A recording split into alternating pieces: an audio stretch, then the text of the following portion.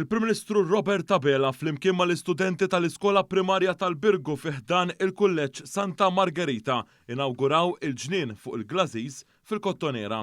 Żona ta' madwar 9,000 metru kwadru li għal numru ta' snin kienet fi stat ta' abbandun u li issa ġiet irriġenerata fi spazju rikreattiv biex jitgawda mill-familji. Dr. Abela saħaq li dan u proġett ieħor minn kullana ta' proġetti li l-Gvern qed jimplementa biex ikompli iżomm mal-weda elettorali li jagħti lir-residenti spazju miftuħa fil-qalba tal-komunità u fiċin fejn jgħixu.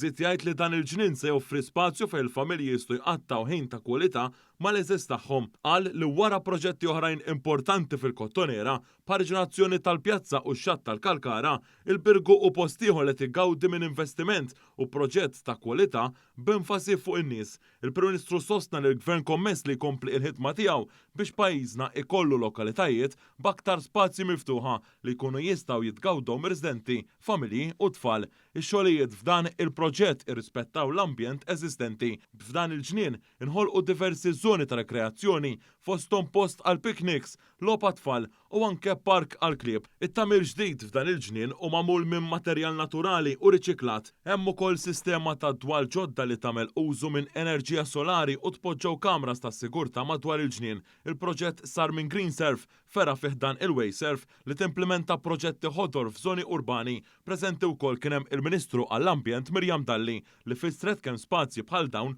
huma importanti għall-komunità.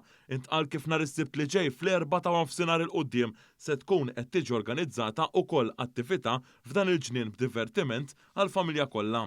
Preżenti wkoll għal din l-inawgurazzjoni kien hemm il-Kap Eżekuttiv ta' Way Surf Richard Bilocca, is-Sindku tal-Birgu John Boxall u l-Kunsillieri tal-Birgu.